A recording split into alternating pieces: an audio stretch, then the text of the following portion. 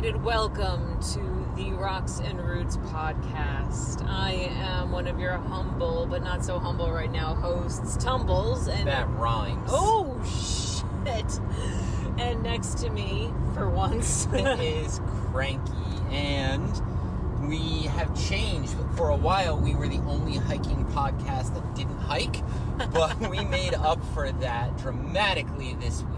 Absolutely. We are in the car, so in case you hear any background noise, we are in our old-timey fashion in the car. And so we have lots to tell you about.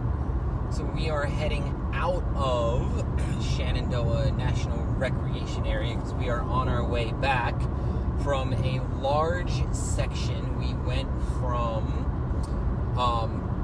Damascus, Virginia. Thank you. You're very welcome. I keep wanting to say Duncannon, and I've done the same thing all week because they are essentially the same town. Even our shuttle driver who runs Mount Rogers Outfitters and shuttle service was like, yep, we're essentially the same town as Duncannon. Yep. We went from, oh my god, Damascus. Wow, this is going to be a fun one. Damascus to Atkins, Virginia, a 75-mile section in 5 days. Yes, and I have to tell you, it was a much-needed hike. Everyone says hiking is like going to church, and boy, oh boy, it was the best therapy ever. I absolutely concur. So we started out on Friday, June 21st. Yes. Nothing spectacular about the trip down, just a straight shot down. But I must recommend wholeheartedly the Relax Inn in Atkins. If you are a section hiker, this hotel is literally right off trail. You come to... It's both right off Route 81, the major highway, and right off trail. It is very, very convenient. So where the trail crosses, that wasn't Route 81 where No, that's like a service road. Yeah, but Route 81 is right there. So essentially where the trail goes by Route 81, this hotel is right there. They let us stash the car there we were planning for 6 days for a $20 fee. Not a day, just $20 flat. Yes, which is absolutely incredible. So highly, highly recommend.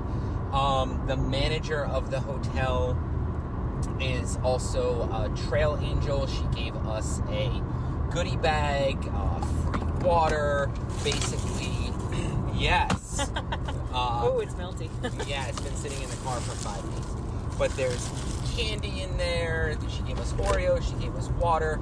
We didn't take any of it with us, but highly recommend the Relax Inn if you are a section hiker, and even if you're a thru hiker. It's a good 0 day. I mean, Atkins down the road, like you are basically right at city limits at the Relax Inn in Atkins, but I am assuming right down the road you can get all your necessities done, your wash, a resupply, all that jazz.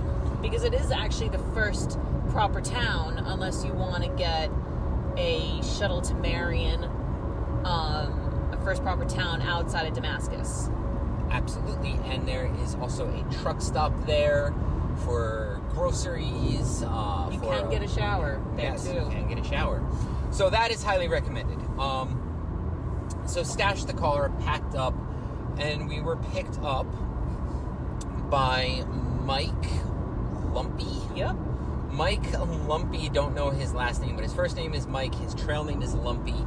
He runs Mount Rogers Outfitters and shuttle service, and picked us up, brought us into Damascus, brought us right to the Outfitters. Yeah. Gave us some helpful hints along the way. As he took us the scenic route, and as we were passing gaps on the trail, he was like, well, you'll be here in 4 days, and you'll be here in 3 days, and this is what this is. Explained the history of the ponies to us. Yeah, which is really cool. Had some wonderful things to say about the history of this country that we identified with, so can cannot recommend Mount Rogers Outfitters enough. And by what we mean by ponies, if you are not aware, this particular 75-mile section goes through Grayson Highlands National? Yes. Yes. Or it's the state park within a national forest. Yes. That have wild mini horses. And those wild mini horses were brought from Europe in the 1780s as kind of like pack mules, really. And then the lumber industry took off in the area, and the horses were obsolete. However, their descendants are still there. Yeah, the descendants live right on the balds in Grayson Highlands. So these are the only horses that could pull a plow up the highlands, up the steep hills. Regular horses are too top heavy and would fall over, I guess. So they brought in these ponies from Spain, and their descendants are still living. You're right, it's a state park within a national forest. Yeah. And they're still living in Grayson Highlands State Park. We'll talk more about them when we get to that part of our journey. Yes. So, we got to Damascus around 12:30. Yep.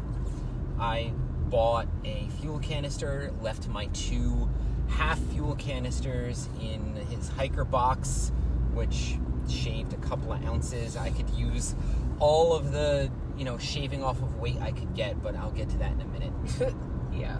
So, yes, we have a truck that is weaving in and out of lanes. This is the fine entertainment you get as we are doing this from the vehicle. We're almost at Rockfish Gap for our Appalachian Trail folks. Rockfish Gap is the southern entrance, basically, to Shenandoah National Park.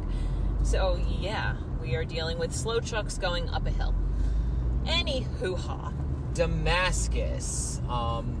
You hear about trail days, and it's everyone in their hiker videos, if they're doing a through hike and they're vlogging it. I can't wait to get to Damascus, and Damascus trail days. So I was under the impression that it was a large town or a small city. Nope. It is a tiny ass town in southern Virginia with a population of 625. Yes, and we were being nice apparently when we said that number, because only about 300 or so are employed in the town, which is actually not bad. Yeah, that's about 50% of your population working, which is better than some places. And they rely mostly on the trail community because there are so many trails that go through Damascus. There are bike trails, there are walking trails, there are horse trails. There are about 7 trails that go through that town. And obviously the Appalachian Trail is the most famous of them. Yes. So we started walking north. It was a hot day. Yes. It was dealing with this heat wave, this heat dome, as people like to call it now. And we started at about 2,400 feet. That's Damascus's elevation, and we went up from there.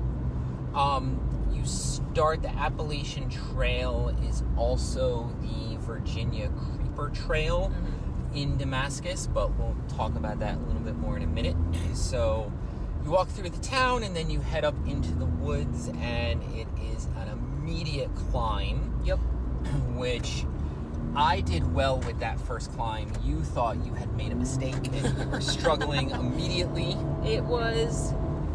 I was moving, but it was so freaking hot. So freaking hot. I said, well, if this is how it's going to be for the next 5 days, this is going to really suck ass. But, alas. You ended up doing really well. So I did well up that first climb. About 2,000 feet? No, it was about 1,000. Okay. Because we topped off that day at 3,500. Okay. So it is a steady but doable climb out of Damascus, and then eventually it really starts to suck. Yeah, it's, let's see, we had planned for a 9-mile day. We ended up doing 12.6 miles that day just to avoid the abysmally long next day. And that honestly worked out perfectly. The day of, it sucked, but looking back, it was a really good decision. we climbed and climbed and climbed and climbed until we were going to stop at the Saunders shelter. Which would have been 9 miles. That Yeah. was my original plan. And then the following day would have been a 20-mile day. Mm-hmm. It was your idea to push forward. That was a very, very good idea. So after Saunders, we continued to push, and then actually the switchbacks started before Saunders. The switchbacks up to that kind of like the top of that mountain. It was so hot, and my body was just not ready for it, not used to it. I was starting to get a bit delirious. I was kind of slurring my words the tiniest bit. I was trying to focus so much. I was telling you that, okay, I'm just gonna sit down and have a snack. And I composed myself and drank some water, had my snack, and then we got to the top, thankfully. I overpacked. Oh boy. I have an Osprey 65-liter pack, which the larger your pack, you're tempted to put more shit in it. So your pack weight should be about 20% of your body weight, which for me would be 38 pounds. You can do the math on that. Mine had to be pushing 50 pounds or more, and it literally weighed me down. I really started to struggle. I wasn't delirious or anything, but I was very slow, and I was behind you. Yes. Not even my base weight, but my weight minus water was at 22 pounds. Not even. Which is awesome. You did well packing. And I mentioned to you before we even left your house, do you want to go through your pack? And you're like, no, I already did it. Okay. But I learned the hard way. So we stopped at some tent sites about 3 miles north of Saunders, set up. I had done a shakedown cruise about 2 weeks ago, practicing with my REI Flash 2, which is a tricky tent to set up if you don't practice, because it relies on the guidelines and a very specific way to stake it out in order to set it up properly so it doesn't sag. So I was glad that I had figured all of that out ahead of time. I cannot recommend that tent enough. It is phenomenal. Yes. I was using my Gossamer Gear the 2, which I really do like. It's a Cuban fiber tent, ultralight. I got it off of Facebook Marketplace for a really good price. But no, that is light but mighty tent. It's a pole system, so it's poles and stakes, and very roomy. Highly recommend that. So there's water at those tent sites. Just a little bit further up, the water runs underneath the trail. Did our dinner thing. We learned that mountain house, once you make your mountain house and you eat it, the packaging does not burn, because we attempted to just burn our garbage without building a fire. And yeah, that shit doesn't light. Like, you need to get a really good fire going in order for those packages to burn. Judge us if you will, but fuck off. Yes. Not carrying garbage throughout our 5-day journey. But anyway, so that was day one. Yeah, no other problems. Trying to think. No, it was a nice tent site. People on Far Out, formerly known as Gut Hook, had said, there are a lot of blowdowns. It's okay. It was actually a nice flat campsite. No problems. Yeah, I agree. There's like 3 tent sites in a row there. Yeah. The first one is near a stagnant pool. Obviously, don't pick that one. But the 2 beyond that are both really nice. Pick your preference. Yes. So day 2. Day 2 was going to be a hilly slog. More of a hilly slog than the day before. So we were mentally preparing ourselves. Originally, I had planned this to be a 20-mile day, but we were able to knock off 3 miles from that, so it was a 17-mile day. It was a 15.6 mile day, and actually it didn't get us to almost a 20, but it would have been a very, very fucking long day. So glad we shaved those few miles down. I wake up ridiculously early because I am slow and methodical with breakfast and packing. I am not, so I woke up about 45 minutes before we're due to leave. I woke up at 3:30 and I was ready at the same time as you were for a 5:30 walk. Yes. That's how slow and methodical I am with breakfast and packing all my dry sacks and then folding up the tent. It takes me 2 hours. I just stuff shit in a bag and then I'll deal with it later. So starting off, I don't even remember the start to day 2. Yeah, I'm trying to think myself. We got on the Creeper Trail. Oh, yes. Okay, so let's talk about the Creeper Trail. The Creeper Trail... We were very happy to walk on flat ground for the brief time that we did. The Creeper Trail itself ends in Damascus, and it starts where? I don't know. It meanders miles. I don't know. I have to look at a map. But it is a bike path. It's a 30-ish mile bike path that used to be a railroad, and it's called the Creeper Trail because as the train got into Damascus, it would slow to a creep, and Mike from Mount Rogers Outfitters was telling us that the area was so economically depressed that as the train slowed down, kids would climb up and kick coal off to their siblings who would collect it, and that's how people heated their homes.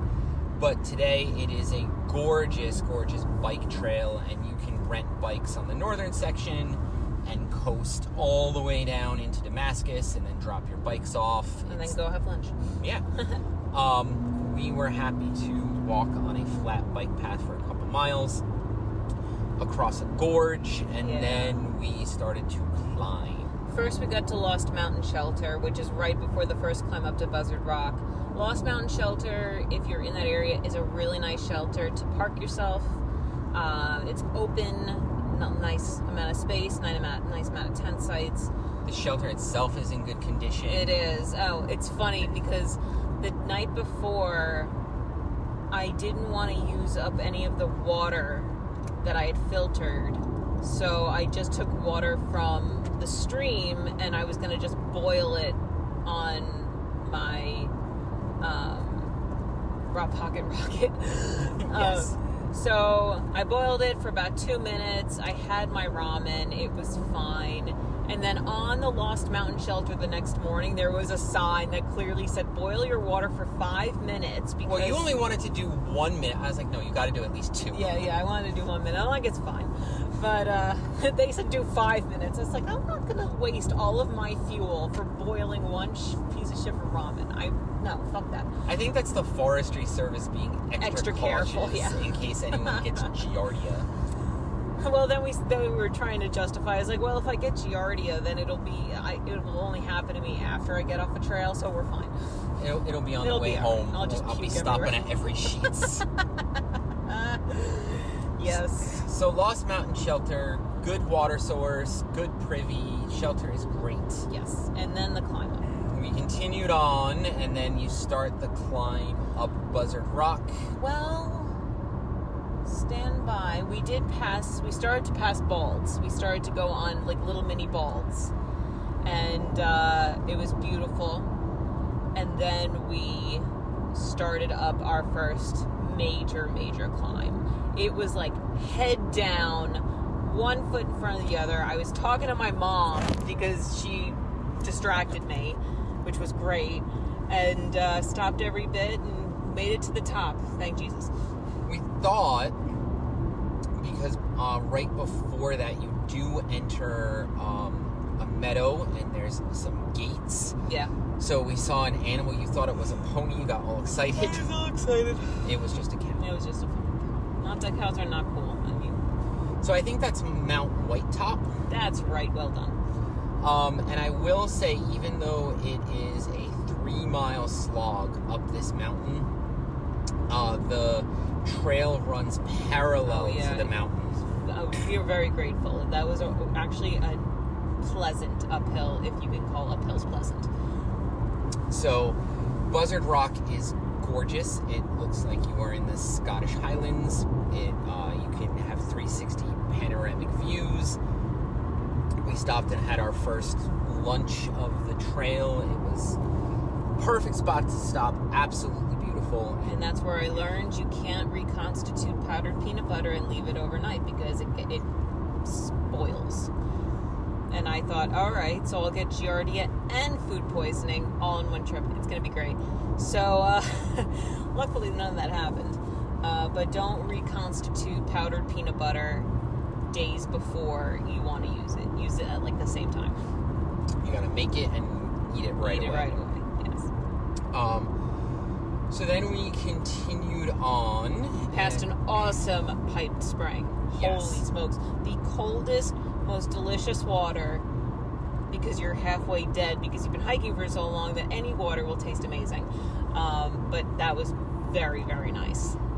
And that's where I started to notice this just 75-mile stretch of trail has everything that you could possibly want. It has every single kind of terrain. Mm-hmm. We started out in a forest. We camped in a forest. We saw some meadows. We're in a gorge. We were in a gorge. We climbed out, and then beyond Buzzard Rock, it looked like out west. Yeah. Like shrub, and It was a bit dry, so, Yeah. you know, tan grass. every possible terrain that you could want. And yes, that water source was amazing. Except for alpine. That is true. We didn't, up north by, in the Adirondacks and the Whites, up at that elevation, which is about 5,000 plus feet, you will see a major difference. You'll see alpine vegetation and shit like that, but not down here. So then, we came, I forget what gap that was. Elk Garden. Thank you. You're welcome. After that pipe spring, you descend a couple of miles. You come to Elk Garden Gap. Good parking. Very good a very nice trailhead. Garbage. I was disappointed. I was looking forward to a flush toilet and You running warned water. me. And I went in the restroom, and it was absolutely disgusting. So I guess this is a good time to mention this. I have a different attitude about trail and relieving myself than you do. I do not like to dig cat holes. I refuse to dig a cat hole unless I absolutely have to. So I look for privies, I look for trailheads with restrooms, and you have a bit of an opposite view. He doesn't like to play with his poop. No, I do not. You I don't would care. rather do that than sit in a privy with flies. I don't want to fly up my ass. That's my greatest fear. So I will tolerate bugs in privies, flies in privies, as long as I don't have to dig a hole and move my shit around, literally. Yeah, you feel very vulnerable on the bowl, you know? Come on. But this restroom at, what's the gap again? Elk Garden. Elk Garden Gap, it was too gross for me. I opened it up, and it was even too disgusting for me. It was... That's upsetting. Yes, I couldn't see anything. There were so many flies. I quickly Ew. closed the door, and we moved on. Yeah. And we started our climb up Mount Rogers, which starts in a very beautiful meadow. It really does. So I broke it up. It was 4 miles from Elk Garden to Thomas Knob Shelter on the top of Mount Rogers. So I said, all right, 2 miles to a campsite, which looked actually pretty good. And then, I forget the name of that gap there too. But then from there, another 2 miles up to the top. Which we both obviously did it, but I was really struggling. Yeah, you were starting to struggle. And this was the day that I fell, I was at least a half mile, if not 3/4 of a mile behind you. You were no more than 15 minutes. Okay. Which is fine. So, a half mile. Yes.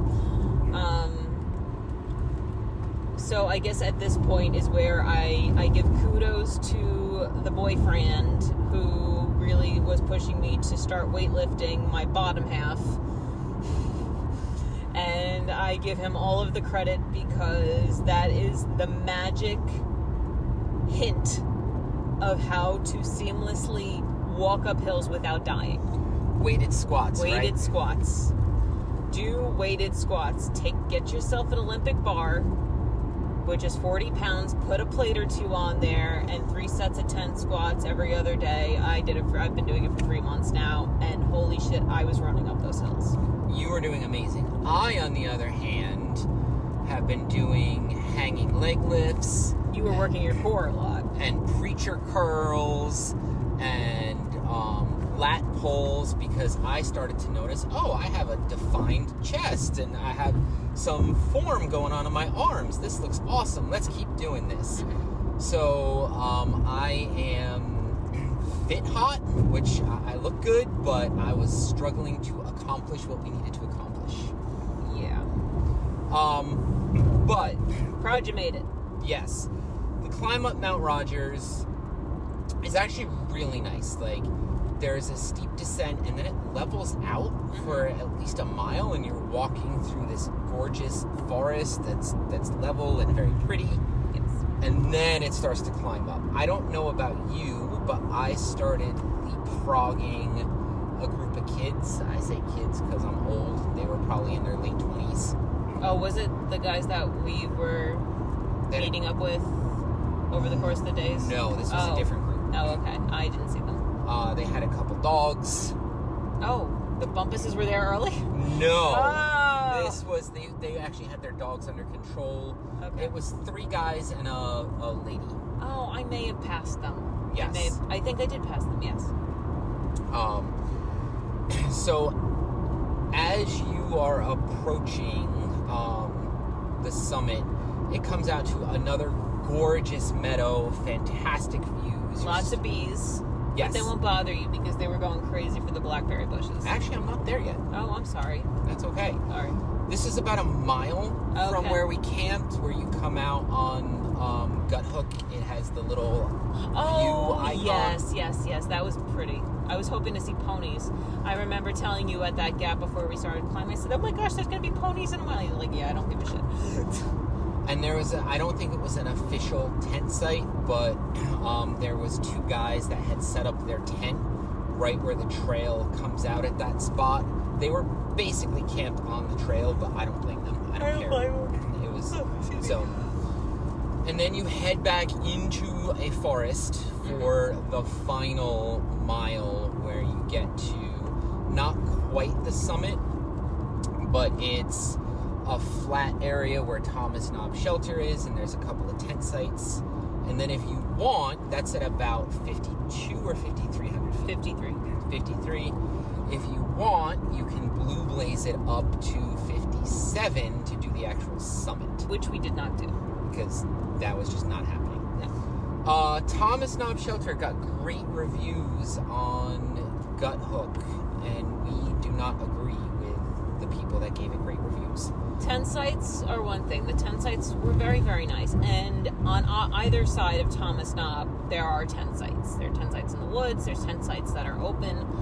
But the shelter itself looked tired and overgrown. The shelter building is nice, but its location, it felt very claustrophobic. There was trees and bushes surrounding it, no open spaces. The water source there is good. Of course, this is June 25th. Is it the 25th or 26th? Today is... The 26th. Yeah, I think. See, we don't even know what day it is. So that's as of the end of June. The water source there is good. It's just a bitch to get to because you have to climb down. Yeah, you have to rock hop, which at that point we were kind of sick and tired of it. But we had to do it. Yep. All right, so now talk about your bees. Oh, yeah. So on the top, well, a few hundred feet below the top of Mount Rogers where we were camped, there are acres of blackberry bushes. And the bees were they were maniacs. They were going crazy for the blackberry bushes. They didn't bother people. They could give 2 shits, but... we didn't even see a bee. At least I didn't. Yeah, I didn't see many bees around our tent site at all. But we you heard them. There's them. just a constant bzzz like a constant hum. Yep. So there must have been thousands of bees in these blackberry bushes. I would say besides Wheeler Peak, the campsite we had at Wheeler Peak, this was the best campsite, view-wise, we've ever had. Yes. Yeah, because it overlooks, we are almost at the top of the mountain at Mount Rogers, so you're overlooking the valley and mountains in the distance. It was very picturesque. But it was very hot. We got there at the hottest part of the day, too, so we set up the tents, and tents were hot boxes, so we couldn't even go in there. But it was good for drying out our shit. Yeah, that's for sure. So, did dinner, and then after dinner, again, judge us, don't care. We like to burn our garbage. So, we actually started a fire, and I discovered, you already knew, that powdered peanut butter is an accelerant, apparently. Yeah, I got rid of about 8 ounces of reconstituted powdered peanut butter. And I was struggling to get the fire going, and you put the peanut butter in there, and it went right up. So, which is pretty awesome because the smoke put the bees in that section to sleep, which is pretty hilarious because that's what beekeepers use. They smoke out the hives before they handle them. Yep. So that was pretty awesome. Passed right out, have not slept so well ever. Yeah, you had really good night sleeps. I was up and down a bit, but I did sleep. So the next day, day 3. Now, mind you, we've started every morning at 5:30 just to get ahead of the heat, mostly. But that's when we usually start hikes anyway, so it really wasn't brand new to us. Everyone we ran into, from section hikers to day hikers to badass through hikers pulling 20-mile days, was very impressed with our start times. And we're like, this is start early, end early, baby. Come on. See, both you and I are of the school of we just want to get to camp early and chill for the rest of the afternoon. And that's how we do it when I go hiking with my family. That's how we do it. It's just the norm. So day 3, which was the best day, in my opinion. I don't know about you. No. Okay. But that's okay. So you start out, Thomas Knob is at mile 499.6 or something like that. It's ridiculously close to mile 500 on the trail. Yes. It's a fantastic walk, open views, flat because you're on top of the mountain. You hit mile 500. Someone had the mile 500 stones set up. The stones. And then you come into, you pass a place called Fat Man Squeeze. Which we totally missed. Which we totally accidentally bypassed, which I'm fine with because I didn't feel like crawling through a cave with a 65-liter pack that was overloaded still. So you pass Fat Man Squeeze. You can start to see animals, mostly cows in the distance. Longhorns. Yep. Yeah.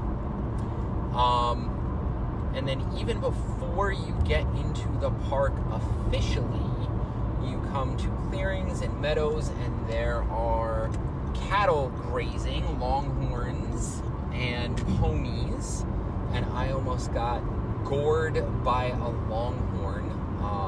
I stopped. I had to reapply some Body Glide and take care of some things, so I went off trail a little bit, and all animals hate me, including longhorn steer, because this longhorn steer came up, was about 6 inches away from me, started rutting and rubbing its horns on a post that was next to me. I was like, all right, I get the message. I'm backing off.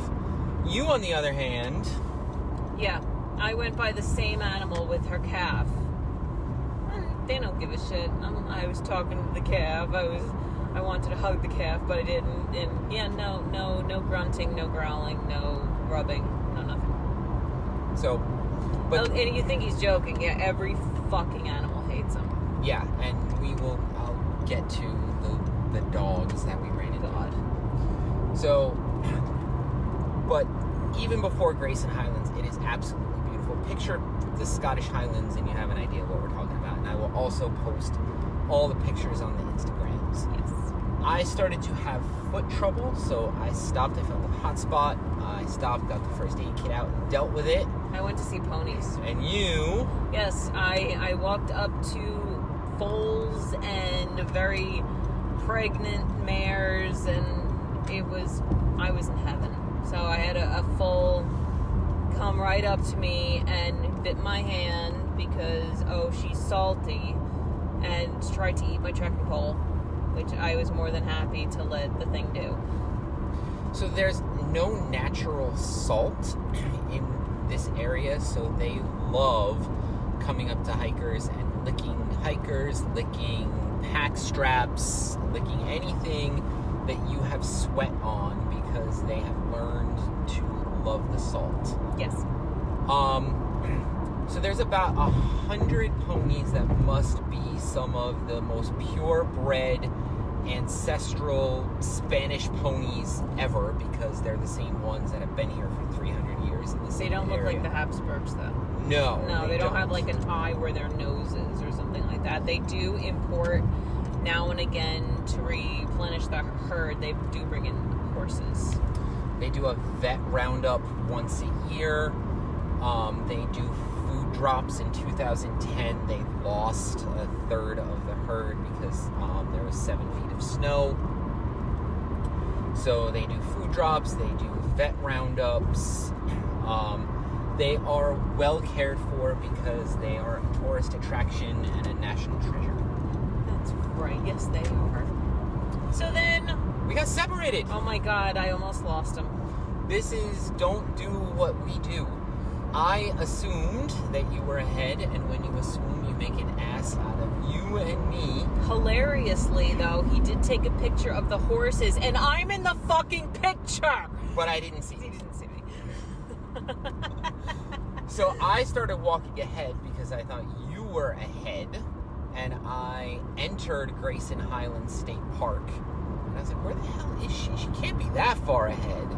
No, and I started Marco Poloing, and I probably woke people up in their tents, but also you hardly get service. Thankfully, we had service at that point. So, you're like, where are you? I don't know. Where are you? I'm in the park. Well, fucking wait there. We did not make that mistake again. No. Because we made sure where we'd be. I'd Yes. stop here, we'd stop there. Yeah. Because we spent more time apart on trail than ever before, because you were ahead the majority of the trip. Mm-hmm. So, which I think was helpful for you mentally. It really was. So we link back up. Grayson Highlands State Park is amazing. It is. It's a nice walk. It is a beautiful walk. It's flat. Parts of it are open. Parts of it are in a really nice forest. It's absolutely... You can drive up there. There is road access. So if you are not a hiker, it is still worth going up there and exploring. Highly recommend. There's also good water sources along that section. We stopped at a beautiful stream. Yes. Got some water. Quebec Branch. Highly recommend Quebec Branch. That's a really good water source. Again, as of June 25th, 2024. By August, it may be dry to shit, but right now it's nice. Yes. Then you found a shortcut. I did. And to all the purists out there, bite me. Because Crank was really starting to suffer with his feet. So I said, well, let's shave off 1.4 miles or 1.7 miles, whatever the case may be. Shave off definitely over a mile by taking this horse route, this horse trail. And it was honestly fine. It was quick. It took 0.7 miles to get there to the Scales, which is back on the trail, and that's it. That was our Blue Blaze. Yes, the Scales is an open meadow. It's apparent. I had never heard of it, but apparently it's a fairly famous spot on trail. There were more horses in the background too. So ups and downs back into the woods. That day the trail was very kind to us. It was more flat and more, whatever hills there were more gradual. That's where we started to link up back and forth with some through hikers, 2 Mile and Ozzy, We were And leapfrogging, Priest. and we didn't see Priest though the day before. We had been leapfrogging these guys since the day before. Really nice kids. And then we got to Old Orchard Shelter to have lunch, and that's where once again we met up with 2 Mile, Ozzy, and Priest. So my original plan was to stop there and do again another 9-ish mile day. We got there at like 11:30, and there's no way that we were going to sit around all day. So we ate lunch with these guys, really nice guys. They are pushing huge miles. They're doing... I assume that's basically the norm by the time you're 3 weeks in, you have your trail legs, and you can push out 20 to 25 miles. So that's what they're doing every day. Yes, and took them a month to get from Amicalola in Georgia to where we were at Old Orchard, which was not bad because they started pretty late. They started in May. And they'll still finish... in September. Yeah. Yeah. So they are badasses. Nice guys, very nice guys. One of them started to explain to us what a ramen bomb was, and we're like, oh, we know what that is. even though we're section hikers, we have some knowledge. We have knowledge, and they were amazed by my lunch, which is a typical AT lunch, trail lunch for me, is a tortilla with peanut butter. Instead of nuts, I put a nut bar with chocolate into it and pepperoni. And it's the most delicious lunch you will ever eat. And it's a trail staple, Yeah, but they were had never amazed. seen it before. They were amazed. From there's another really nice section of trail. 1.7 all the way down. Yep. Is that where the stream was? Yeah, that's where we were sitting. And we saw that guy that was having his mountain house. Yes. Yes. So, this was our first stream. There's a beautiful stream, almost a river there with some nice pools. There was a thru hiker just having his mountain house, sitting in his chair, just chilling. Went in the stream, and that saved me because that was like an ice bath. Yes. So welcome. After that, my feet were good until we got to camp. So camp was 3 miles away? 2 miles? It had to have been about, almost 3 miles away. I put on my audiobook and I just blazed up.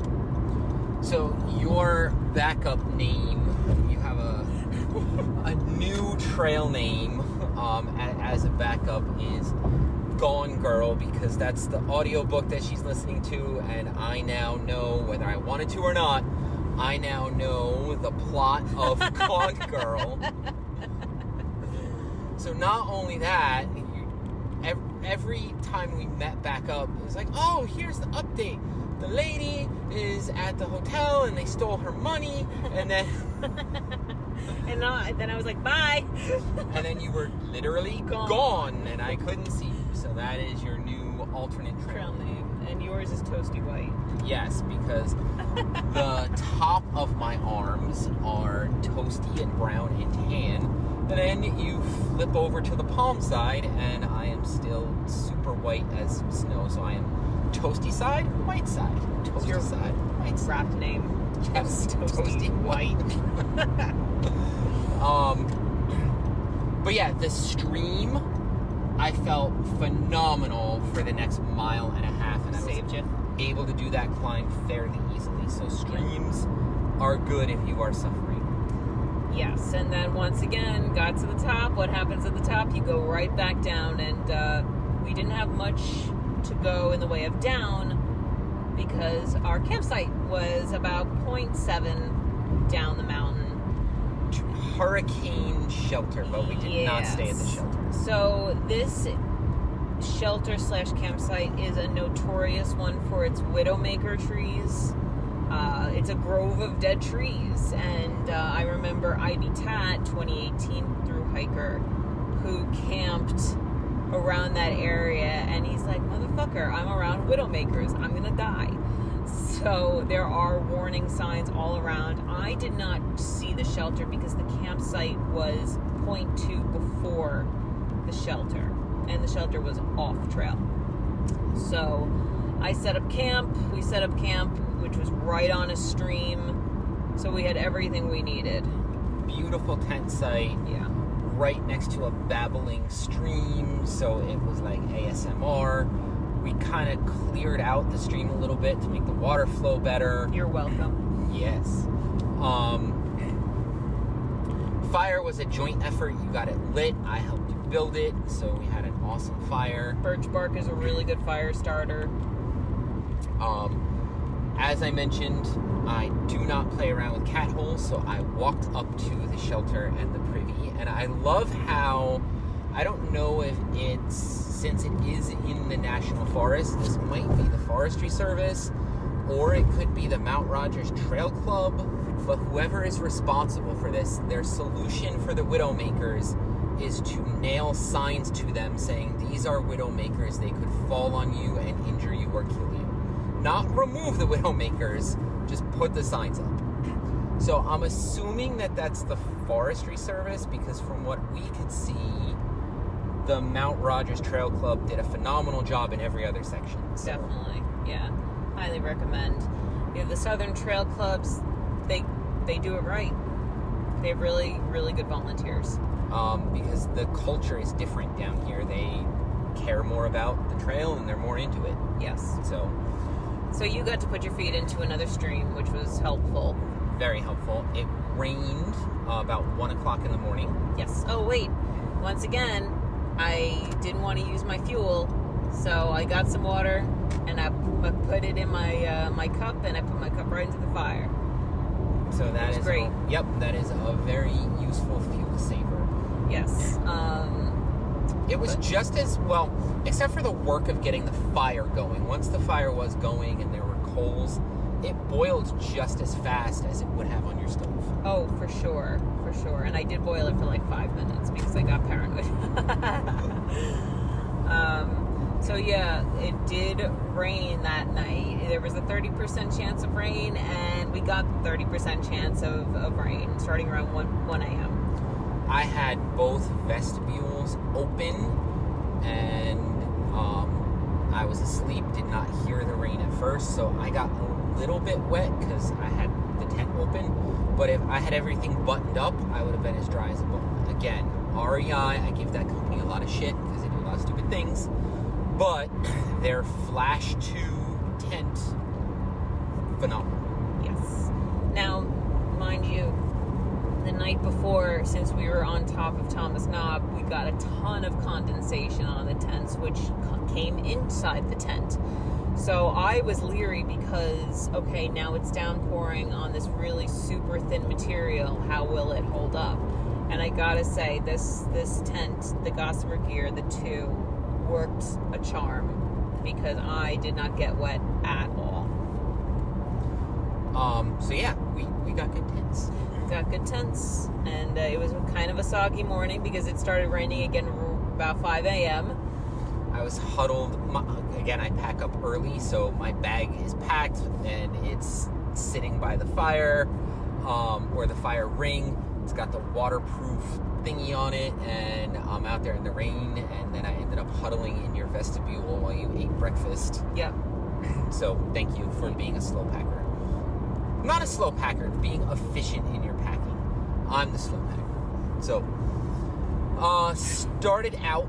It had stopped raining.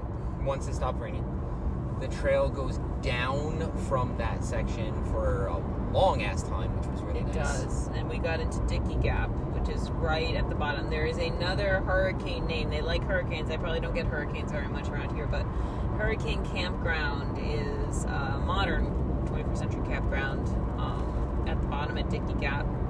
And since it had poured, in thinking about it, there is an alternate.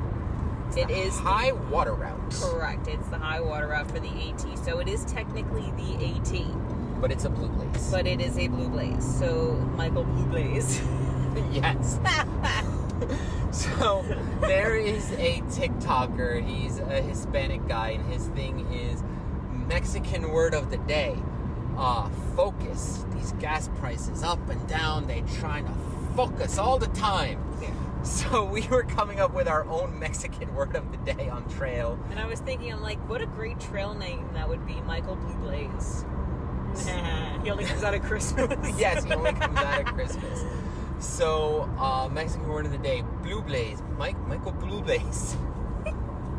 This is the shit that we do to occupy ourselves. Yeah, so this Blue Blaze was going up the mountain road. So we had a nice little calf burner there. It did save us a couple of 0.7 miles. And then we caught up with Raccoon Branch Wilderness. A nice gradual climb for about 2.5 miles. Very doable. I was able to actually lead, and we were able to talk. Yes. So the climb was very reasonable. Now, also this day, I was trying to prep Crank because I said, let's get to Partnership Shelter. Partnership Shelter, I learned about, again, on Thomas Knob. So much happened on Thomas Knob. But at Thomas Knob, I met up with one of the forestry rangers, and he's like, our headquarters are at Partnership Shelter. And I said, okay, how many miles away is it? He's like, it's about, hold on, let me do some math. It's about 35 miles away. I'm like, all right. And I said, I wonder if we can make it. So I was hyping it up to Crank here. I said, they have a shower that's working. They have, an amazing looking shelter. They have a store. Order pizza. You can order pizza. They have a store at the forestry headquarters. So we put it in our minds that we were going to walk 19.1 miles that day. And we did. And we did amazingly so. So yes. So after that climb, more meadows. So many meadows and gates on this section. Lots of meadows and gates. They don't want their precious animals leaving. Yes. And the last, I don't know how many miles, up to Partnership Shelter. Again, another huge climb. I was really, really struck. This was 3 miles. I don't know how many feet of elevation, but it was 3 miles of what seemed like straight up. Yeah, that was a rough climb. No rocks, but it was one of those things, I think also I had it in the back of my head, okay, the forestry center closes at 4. I really need to push to get there before 4 so we can get supplies. So we got to the top, and I stopped at a forest road waiting for you. And I was like, just go. Just go. You want to get to the store, you get to the store. I'll be along when I can be along. Yeah. Because we knew it closed at 4 from Gut Hook. Mm-hmm. So you pushed ahead and listened to your audiobook, I guess. I don't know what the fuck you did. Yeah, that's what I did. I struggled. I would have enjoyed it more if I wasn't struggling so much and not feeling so great, because at the top of that slog is someone set up some really nice logs for seats, and it's a view of the valley, and it's gorgeous. And by the time I got there, I was like, yeah, that's cute. And I kept struggling past. That downhill from that forest road was real nice. You're going through rhododendron, green tunnels, and then you can see where the forestry service is nearby their headquarters, because their trails are very manicured and reminded us of the Adirondack Lodge property. And then finally, after 19.1 miles, I got to Partnership Shelter first, and then another 0.2 is the headquarters. Now, I walked past Partnership, and all of a sudden, you made the reference of A Christmas Story, the Bumpuses with their dogs. It was just fucking like that. It was tons of people who basically spread all of their shit out in the shelter. Not that we may have slept in the shelter, but it's just fucking rude. It looked like someone had tipped over a garbage can and just spread it everywhere. Yeah, I mean, there were empty pizza boxes all over the place. There was everyone's shit all over the place. It smelled of pot. I'm not the biggest fan of that smell anymore. Anymore. Yeah, it wasn't my vibe. It could do your thing, do your own thing, but I got Don't interfere with, this is our libertarian side, do your own thing. Don't interfere with the rights or trespass on the rights of others. And that is an open shelter. You shouldn't be there taking up the entire space, making it unwelcoming for other people. Luray Caverns! Just as a reference point, if anyone knows the trail and where we might be, Luray Caverns. a must while so near. So yeah, I ended up going and chilling out at the Forestry Service for a while. There is no service there, but they did have a landline, so you can order pizza. I tried calling my house a number of times. It never went through. Then I called Crank's wife, and that went through. Yeah, she was like, ooh, a weird Virginia number. Yes. I should pick this up. They might be dead. This might be a hospital in Virginia. Or the police, or the forestry, or something. But anyway, you came trotting up, and we got sodas, but there is... Well, I came trotting up, and the Bumpus's dogs, because all animals hate me, started rushing, and I'm very... They started rushing me too, actually. Okay. Yes. So they're not trained very well. Not at all. I mean, one was 10 months, but come on. Which adds to our annoyance. Leash your dog until otherwise telling people that the dog is friendly. My name is Cranky because in the world I tend to be a bit gruff and short with people, but on trail I'm totally different. Like, good morning, hello, how are you? So apparently animals don't like that. So no. I came up, I was like, good afternoon. And like, it seemed like 14 dogs came rushing. It was really only 3. Yes. Came rushing at me. And like, these guys are like, oh, they're fine, don't worry about it. Like, that's fine for you to say, as, you know, I see just teeth coming at me. I mean, we say this all the time. People are afraid of dogs. And either because of what happened in the past or whatever. So don't assume that everyone likes a dog. I love them, but some other people may not. So leash your dogs or train them well enough that they don't come rushing at you. Well, at others. Yeah, so I was not thrilled, but we got to the forestry headquarters. There is no store. But there is a vending machine inside that closes at fucking 4 o'clock. As well as the bathrooms close at 4. I find that freaking illegal. Anyway. Park Service has nice hours. Yeah. 8 to 4. Yeah, that's great. Fortunately, I got there before it closed because you needed $1 for your Sprite or your Diet Coke. So we got sodas, best tasting. It was devastating to me because regular Coke was sold out. Yes. I had to get Sprite, but it was the best tasting Sprite ever. Called home, put our stuff on the line, which we got yelled at for. Yeah, so because the tents were wet, the clothes were wet, they had a clothesline. This is a gorgeous area. Yes, and one of the best privies I've ever seen on trail. But no one was using it. I'm like, they're just hanging out. So I took advantage of the fucking clothesline and I put my tent up, as well as you put your clothes up. I had some clothes to put up. And then we went to set up the tents down the trail, which was actually gorgeous. And then I go back to check my tent maybe 20 minutes later. It was hot out. The sun was really blaring. But the one guy, I didn't get his trail name, did you? No. No. Well, that's trail shaming. He was like, I was just talking about you. I said, okay. And he's like, yeah, you took up the entire clothesline. That should be illegal. I was going to call the authorities on you. I said, well, if it gets me to Atkins, Virginia faster to get into a squad car, then so be it. Oh, I'm just joking. Meanwhile, he and his posse had taken up the entire picnic table and the entire shelter. Yeah.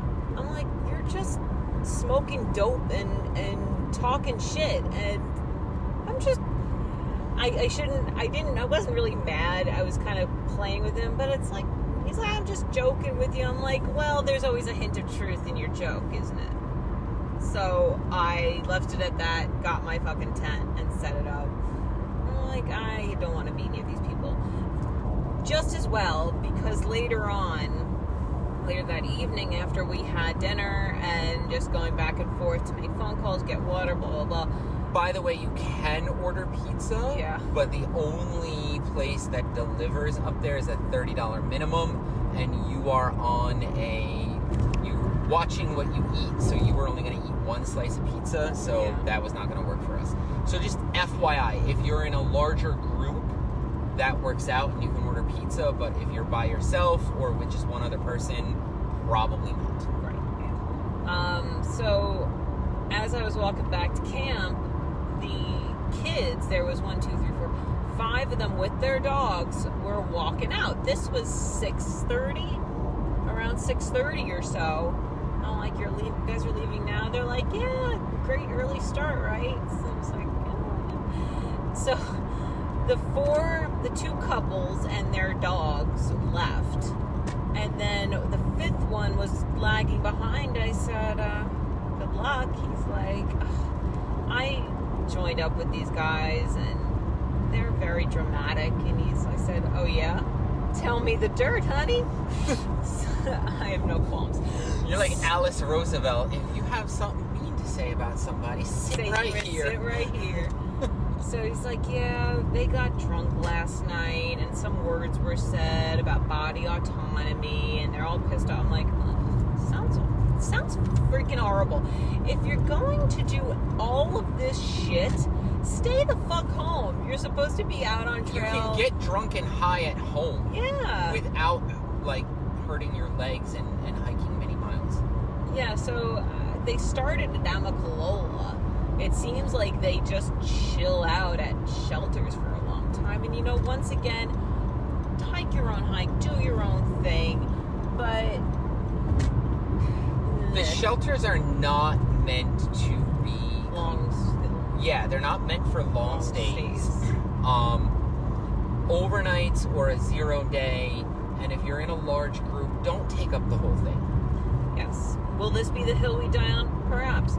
However, I told the guy, I said, listen, he was telling me he likes to do higher mileage days. I'm like, just do higher mileage days. I said, you don't need this shit. You'll meet up with someone else. Yeah, there are plenty of people on trail. You'll get what you came out here to get.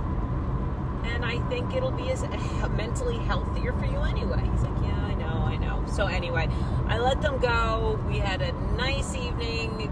I just in the tent, just staring outside, listening to the crazy frogs that sounded like the time vortex from, what's that German show?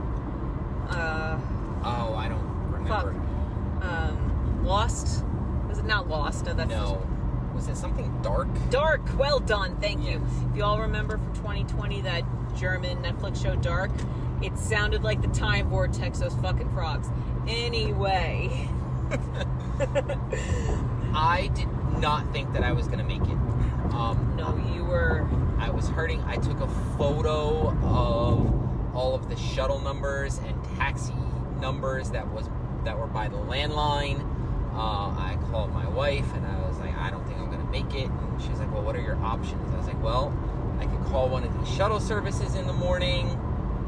I could start out, and since Tumbles is kicking ass, like, I could toss her the car keys and wait at a Gap. I was like, there's options. I'm not going to die, but I don't know if I can finish this hike. Yeah, that was a long freaking day for you, for both of us, but definitely for you. And mind you, we haven't had a long day hike or a long hike like this in a very long time. Probably years. Yeah. Definitely a 20-mile-ish day, 19 miles. After a 17-mile day. After a 12-mile day. Yeah, it was a lot for the body at a very short notice, basically. So I was like, all right, you said you'd sleep on it, see how you feel in the morning. Fine. And the next morning. We did make friends with the most of those kids left and took all their dogs, and the guy that you were talking to that seemed friendlier left with them. We felt kind of bad for him, but he could very easily go ahead of them and meet up with new people. So you live and die by your choices. Oh snap! That's from Luke Cage. So anyway, made friends with the guy that initially was like not cool with our clothesline. We actually started talking to him and made friends. He was, he's a decent guy. He's been out there a long ass time. You said started in March. You talked to him first, and he was fed up with the kids, and he was another one that was like, I don't know about these kids. Like, I didn't get a wink of sleep. And you were like, well, why are you with them? Yeah. Because he said he maybe will catch up with them the next day. I'm like, why? I guess people don't want to be alone, and I can understand, but you'll meet up with other people. You'll have other people. There's 3,000 people a year that do this trail. You'll find somebody. So then I started talking to him, and he's been out there since March. He's taken his sweet ass time. I'm like, all right, to each his own. I mean, going 500. Try to do some quick math. Going 524 miles. No, 534 miles. 4 months. Yeah, like let's say 90 days. I don't know. Yeah, he's doing less than 10 a day. Hey, again, hike your own hike. I hope you get to Katahdin before the snow. Yes. Or if your goal was not Katahdin, I hope you get where you're going in time. Get to Harper's Ferry, stop, finish it next year. There you go. Whatever. So, went to sleep, did some stretching, put some icy hot. Thank you. You're welcome. Put some icy hot on my shit, and the next morning I woke up and I was like, I feel like I can do this. And at that point, my feet started to give me a bit of issue. I started to get blisters right below my toes. Because you didn't wear liners. You wore the liners when you started to get the blisters, which is fine because that prevents them from getting worse. But if you wear them the whole time, yes, you won't get them. So my mistake was overpacking. Your mistake was not wearing the liners. Yes. So got up. I was like, you know what? I think I can do this. Hell yeah. And I did. You were yelling at me the night before because I did what I called the fallout dump. Oh my god, it's the stupidest shit. No, it's genius. No, it is stupid because I overpacked. But if anyone has ever played Fallout, I know it's popular again because of the Netflix series.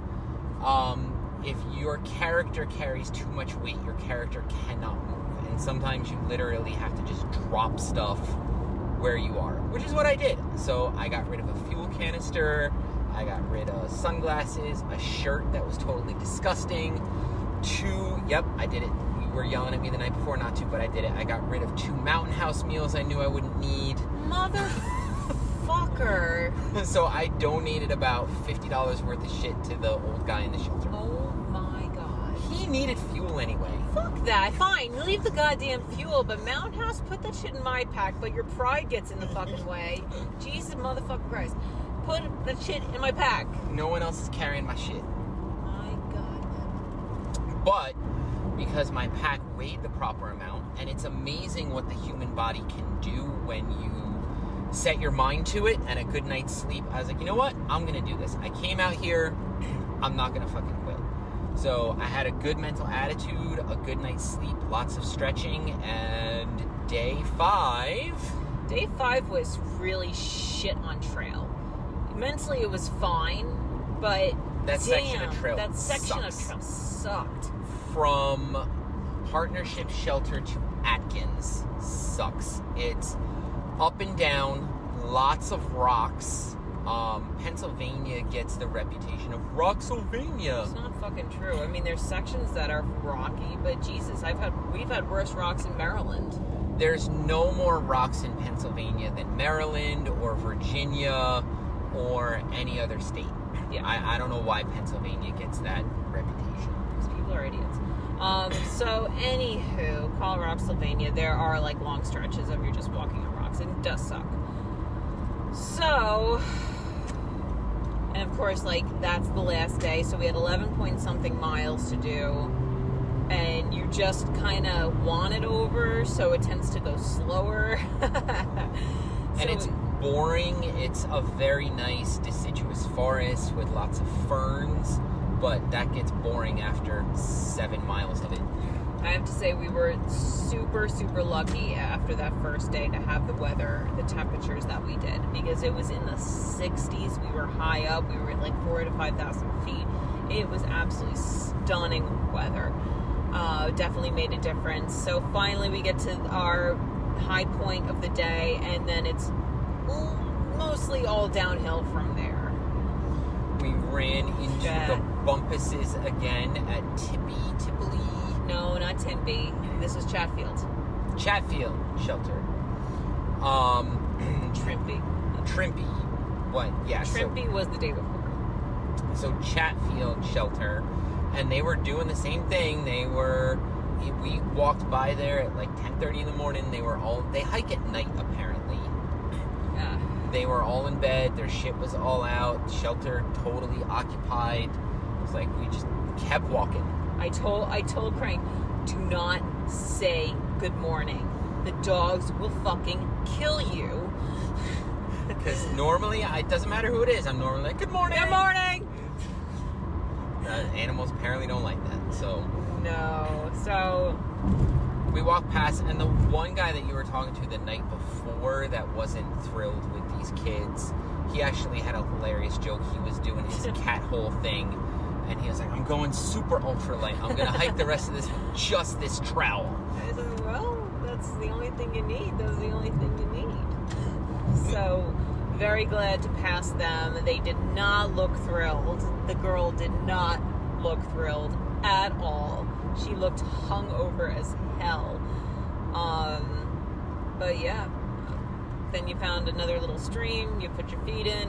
And then we continued down. And the last 4.4, we were tired. We wanted it over, so it seemed like a really, really long stretch. But it was actually a very pleasant and interesting stretch. It was. The closer you get to towns, there's more stuff to look at. 1894 schoolhouse. Yeah, we passed an 1890 house museum. Then we passed a settlers village. And then that included the 1894 schoolhouse, a few meadows. There was a railroad track. You saw a turkey. I saw a couple turkeys and maybe a pheasant or a duck. I wasn't sure what that was. We could have had a whole Thanksgiving dinner. Oh, we forgot about the Talk about the turtle. The turtle, yes. So this was day 4. This was the 19-mile day. There was a cute little turtle, about the size, maybe a little bigger than my hand. It was a little box turtle, which is weird. Yeah, right on trail. In the woods. I had no idea that turtles did that. I've always seen turtles near water. Yeah, but I picked the poor thing up to move him over a little bit so some hiker unknowingly steps on him. And this thing, freaked out. I don't blame it. Poor thing. He literally almost came out of his shell.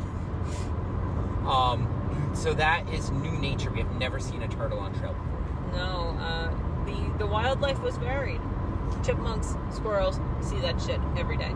However, ponies, cattle, turtle. I saw 2 snakes. There was a few snails. And a crayfish. Yes, crayfish in the stream. It was a good wildlife trip. Yeah. So you after Settlers Village. You cross a meadow where we saw the turkey. You cross railroad tracks that I'm assuming go past Atkins. I'm sure. And then more meadows, and then you end in Atkins, Virginia. Right at the relaxing. And the car was fine. The manager there, again, I can't say enough good things about her. She's convinced the owner to reduce his prices. Because they're sold out every weekend because of people coming off trail. Mm. And the owner, up until this past week, had been charging upwards of $100 for a room. It's insane. Which is insane for that area and what you get. Not necessarily really a destination for many. So she's got him down to $60, which is a bit better. Yeah, I'd say. So yeah, that was the hike, and thank you for pushing me because we did 75 miles in 5 days, and it was amazing. It was amazing. This was the longest food carry we've done, the longest trek, not seeing any civilization really. Yeah, this stretch was impressive as there were no towns in between Damascus and Atkins. I was very impressed with that. So you survive literally on what you are carrying in your bag. Yep. So Yep. I am very proud of us. And then our next section is either going to be in Vermont or south from Shenandoah. Or continuing north from Atkins. Because there's another section, starts like at 81 and then hits, I think, Route 77. And that's, I think, a 3 day. Yes. A 3 night. You said about 50 miles? About 46. Yeah. So we need 50 miles on the dot to get to 1,018 miles. So that is that's the goal. So we have been long enough, but quick highlights. The last 24 to 36 hours, we have been on a sightseeing tour of southern to central Virginia. So we'll just hit the highlights. We stopped at The Sunoco truck stop. the Sunoco, which was beautiful. I had a lamp pizza. Poplar. I had a big pickle. That had a lot of salt in it. I was really happy. Poplar Forest, which is Thomas Jefferson's retreat vacation home. Go there. It's amazing. It's so nice. Really fucking hot too. It was like 94 degrees. Yes. Liberty University In Lynchburg. Look it up. Lynchburg is not named after lynching. There was a guy called Lynch. He ran a ferry. That's what it's named after. Yeah. Really nice town. We were craving a pool on trail, which is unusual for us because that's not our thing. So we made sure we got a Marriott with a pool, which just happened to be on the campus of Lynchburg University. No, Liberty University. Yes. So this morning we did Natural Bridge, which is a huge limestone formation owned by Thomas Jefferson. Look it up. It's awesome. It's right off Route 81, so it's convenient too. And that was about an hour and a half back west towards 81, and then 2 miles from Natural Bridge State Park. And this we will go into a little bit of detail. Yes, is the most bizarre shit ever. Roadside attraction I have ever seen. I don't know about you. It is called, wait, I have the, I thought I had the thing. Dinosaur. Oh, here it is. It's in between the seat and the console here. Okay. Dinosaur Kingdom 2. Dinosaurs versus Yankees. The #1 roadside attraction in Virginia. As seen on BBC, PBS, HBO, Discovery, and Travel Channel. And holy shit, I thought I was on an acid trip. So this guy is a comic book artist, and he paints statues, and he storyboarded out an obviously fictional account of, in 1863, the Union Army invading Virginia, Natural Bridge, unearthed a cave and awoke hibernating dinosaurs and tried to train them as weapons of mass destruction to destroy the Confederate Army. And even just saying the shit, I can't well done, that was a beautiful synopsis. I know, I can't say it without laughing. So this guy has created, and people have sent him, statues of dinosaurs, some 3/4 size, some life size. And there is a whole story as you go through of the Union Army trying to tame dinosaurs, and the statues depict Union soldiers getting eaten by dinosaurs. There is a statue of Stonewall Jackson who died from complications of losing his arm. But he was retrofitted, this statue, in place of the arm with a freaking bazooka. It was like a mechanical sword spike thing that worked on hydraulics, and there is a life-size statue of him fighting a Spinosaurus. It was the Battle of Saw Bridge. S-A-U-R, Saw. Yes, dinosaurs. Oh, God. And this is a quote from the creator, Mark Klein. This is from the brochure. My goal was to build the most unique dinosaur park in the world. Where else can you feed dinosaurs? You can't feed dinosaurs. Have a water battle with Bigfoot. Yes, Bigfoot makes an appearance. Or have a bullfight with a Triceratops. Nowhere, man. If you like dinosaurs and Civil War, quote, history, you'll love your adventure through time at Dinosaur Kingdom 2. You're paying $18 per person for this shit. You better take advantage. So, there it is. We've described it as best you can. The other highlight is there is a statue depiction of Abraham Lincoln lassoing a pterodactyl on a house that has stolen the Gettysburg Address. It's an experience, and actually one that I would recommend everybody on the Rockstars podcast to go and check out. And then even before we went in, the manager, because she was yelling at that other girl, she was obviously her boss. So the manager was talking about the history of this place and the zoo next door. She's like, that zoo is struggling. PETA or the government or somebody came in the middle of the night with warrants and they took the elephant. We don't have those problems here. We're just statues. You don't gotta feed them. You don't gotta do nothing. No government coming in here and taking our stuff. It was like a Tiger King moment. It was very interesting. It's like they got giraffes back there, but they're on hold. No one's allowed to see them while there's an investigation into how they treat their giraffes. So basically, you're paying for a petting zoo with the goats. Is what I'm gathering. We did not go into the zoo across the street. So basically, all of this stuff grew up out of the Natural Bridge State Park. There is a Natural Bridge hotel that was built in the 20s. That burned down and was rebuilt. But all of these attractions, like Luray Caverns, you have the caverns, but there is a vintage car museum right next door. And a gemstone picking place right next door. So they're big into the attractions upon attractions kind of model. So go check out all of those things. Yes, and it's amazing. I think we have kept these people long enough. If you've made it this far, congratulations. That is a detailed breakdown of the trail section from Damascus to Atkins, Virginia, and the surrounding area. Yeah, we hope you enjoyed. That was about an hour and a half. So follow us and like us on the TikToks and the Gram Rocks. Just type in Rocks and Roots Podcast. You'll find us. All right. Well, hopefully we'll talk to you sooner than later. Ciao.